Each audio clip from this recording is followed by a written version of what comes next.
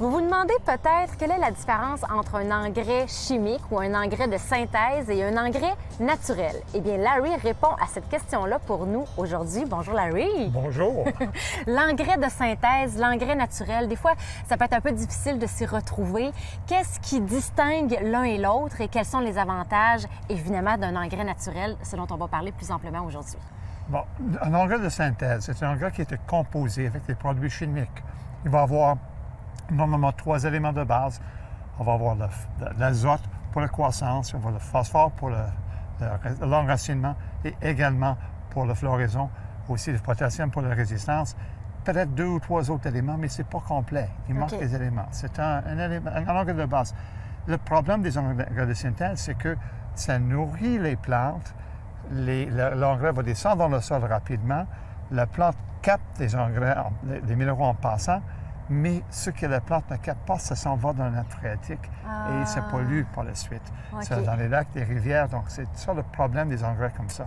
Ouais. L'engrais naturel, un engrais biologique comme les engrais Actisol, c'est pas la même chose. C'est de la matière organique concentrée. Il y a aussi les mêmes minéraux et plus encore, mais quand vous l'appliquez au sol, c'est libéré graduellement, peu à peu, à force de la pluie ou de l'arrosage. Et là, vous avez un produit donc qui va donc aller aux plantes peu à peu. Ça ne finit pas dans la nappe phréatique. Et c'est pas juste ça. Ça nourrit pas seulement les racines, mais aussi le sol. Les microbes dans le sol en profitent. Donc, vous finissez avec un sol de meilleure qualité parce que vous avez mis un engrais qui est biologique. Dans le fond, on ne fait pas juste nourrir la plante, on nourrit le sol complètement. Et c'est pour ça que les minéraux ne se perdent pas. Ils restent là dans le sol, ils vivent ça là, reste finalement. le sol. Si on applique un engrais comme l'Actisol aux 4 à 6 semaines, juste au moment où ça commencerait à manquer, on est capable de maintenir une croissance pour la plante qui va durer tout le reste de l'été. Et on voit toujours, il y a des formules sur les engrais là, avec des chiffres, là, 7, 5, 3 par exemple. Qu'est-ce que ça signifie concrètement et comment on peut distinguer avec un engrais de synthèse? Bon. D'abord, quand vous avez les chiffres-là, ça indique le pourcentage. C'est le pourcentage qu'on voit. Si c'est marqué 7, ce serait 7 d'azote, 7 de phosphore, 7 de potassium. Donc, c'est ça que ça veut dire.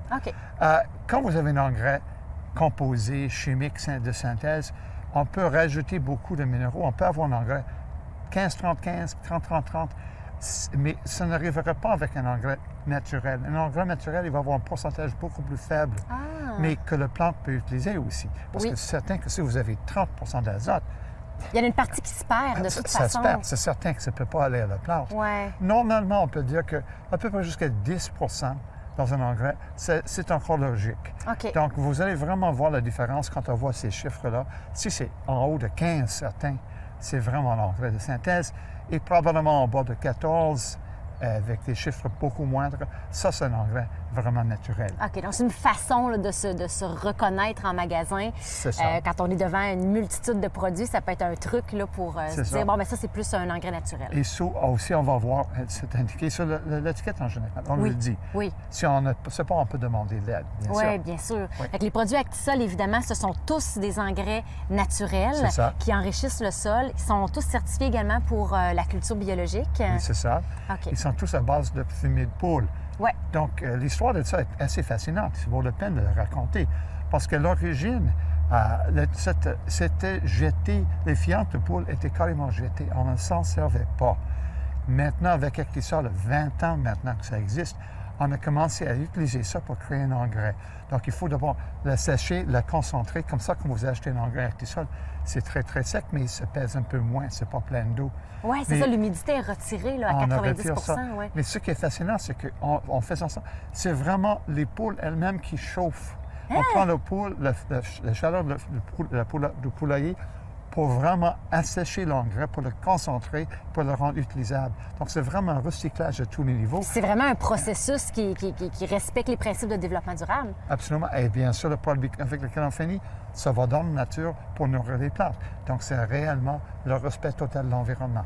Votre recommandation pour terminer, Larry, ce serait quoi? De toute façon, vous avez de multiples produits Actisol. Choisissez selon vos besoins et vous allez voir, ça va vous donner des bons résultats.